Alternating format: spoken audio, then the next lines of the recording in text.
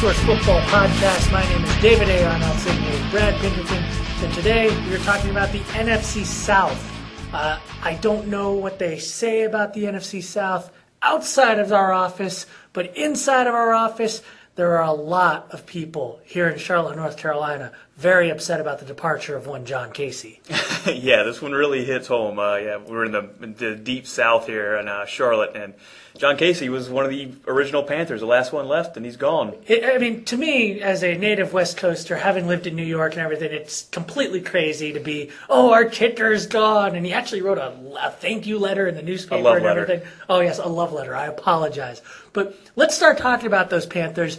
They have perhaps one of the most up and down schizophrenic teams out there, or boom or bust, however you want to put it, considering that their offense is probably not going to be all that good this year again after last year. But yet, they have guys that have been fantasy stalwarts for years now in D'Angelo Williams. I mean, count Jonathan Stewart in there, Steve Smith if he ever actually comes back and plays, and then the most intriguing rookie, I think, Cam Newton, a guy who can run. We all know he can run, but he might be able to pass. We just don't know. Hopefully. Yeah, hopefully. Well, like you said, these guys have been so up and down, so volatile over the last few years that, it's tough to rely on any of them. And I think the good news for fantasy owners is that we at least maybe know a little bit what to expect this year, and those expectations are pretty low. So, if you're looking for a bounce back from Steve Smith, you're probably too optimistic. If you're thinking D'Angelo is going to be back to RB1 status, I think that's also just reaching a little too far.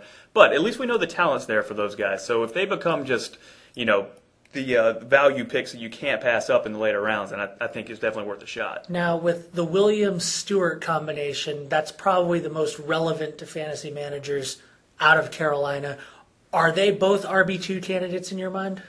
Only D'Angelo. I don't think Stewart, with D'Angelo around and healthy, is an RB2. He's a guy you can plug in as a flex play, touchdown-heavy league. He's a good play. But he's really going to need a full starter's workload before he's really an every week play. Moving on to a team that surprised a lot of people last year with the emergence of a quarterback who had been terrible in Josh Freeman, and then also a few surprising, I would say, draft picks, later round draft picks, and LeGarrette Blount, even the likes of Aurelius Ben and those types of guys. Tampa Bay Buccaneers. Yeah, there's a lot of surprises. What do you see from them this year, and who do you think are their most relevant guys for fantasy managers to keep an eye on, and not even flyers anymore? Yeah, I think the one that we can really put our faith into is Mike Williams. He's got a lot of talent as a receiver. They're going to move him around. He's going to play a slightly different position this year, but I think it's going to result in more receptions. Might take a hit in touchdowns, but the yards and catches should still be there. But I like him, and if you're buying into Josh Freeman, which I am, then I think you can go ahead and buy into Mike Williams too. Now, I've in my own rankings, I'm not really comparing them to Fantasy Source, but although we do fairly agree on this, I've got Freeman as around the 12th best fantasy quarterback this year. Depending on if that's your strategy to sit on quarterbacks, wait on them in your draft, he might be a great option for you. He is a great option if you're waiting, because otherwise you're taking a gamble on a guy like Jay Cutler, who's just so volatile and can kill you in turnovers. Well, that's what Freeman proved he could do well last year, is manage those turnovers. And he's actually very athletic and can pile up more rushing yards than he did last year. And those are just bonus points for fantasy owners in the later rounds. Now, you said Mike Williams. How do you see Ben performing this year? Do you think anybody else in there? Do you think that their offense is good enough that they can start spreading the wealth fantasy-wise? Well, I love Ben's upside, but I'm a little curious how he's going to respond. First of all, he's still recovering from an ACL surgery.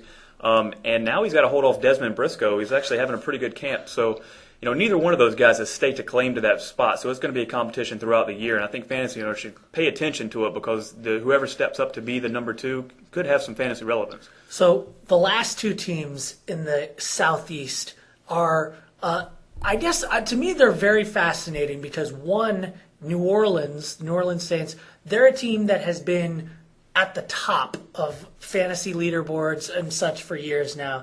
And then Atlanta is a team getting a lot of buzz as being the team that everybody wants to get those guys this year. Let's start with New Orleans.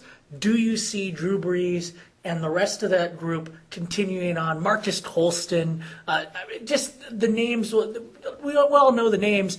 Do you see them continuing on as a top-tier fantasy option? Fantasy-wise, yes, absolutely. Breeze is still going to throw the ball around a lot. He's got more help in the backfield this year, and I think that's going to be key for him getting those interceptions down, which I think is driving his value down quite a bit in drafts this year. Don't undervalue Breeze. I mean, we know who this guy is. He's going to throw it a lot. He's going to rack up touchdowns and yards. He's still one of the top 7 quarterbacks. He should be, but he's getting slept on by owners for some reason. I don't know if they're bored with him. I don't know if they think that he's going to throw 20-plus interceptions again. But with backfield help, with a running game or established there in New Orleans, then teams can't just sit back and wait for him to throw. Now, we know that Darren Sproles is in town now. Does he make a difference to their starters? Is he the kind of guy that you say to yourself, in PPR leagues, I have to consider having him on the roster? Well, he essentially replaces Reggie Bush. He is the new Reggie Bush, and hopefully he's going to be the healthy Reggie Bush. But he's just going to add more, options to the backfield and just befuddle fantasy owners even more. When we think Mark Ingram's about to break out and grab the job from Pierre Thomas, Darren Sproles can come in and steal some snaps too. So this is going to be very confusing for fantasy owners. I wouldn't put a lot of stock into any running back this year for the Saints. After Marcus Colston, do you see any of the wide receivers jumping out, or is it the same Devery Henderson roulette we've gotten used to playing? Well, as of right now, Colston, he's coming off another knee surgery. He is scheduled to be ready to play week 1. If we can believe that and he's going to be healthy, then it's going to be tough for another receiver to truly break out because there are going to be so many options to throw to for Breeze, and he's going to spread it around. But if Colston's knee acts up and he misses some time, then I think that's Robert Meacham's chance to break out. Lance Moore could see even more targets than what he usually does. I see what you did there. Yep. So he's – these guys, it's all tied to Colston's knee. And, his stock arrow is pointing down right now. So it's worth grabbing these guys in the middle rounds just for their upside. And then there are the Falcons, who have done some very fascinating things over the years.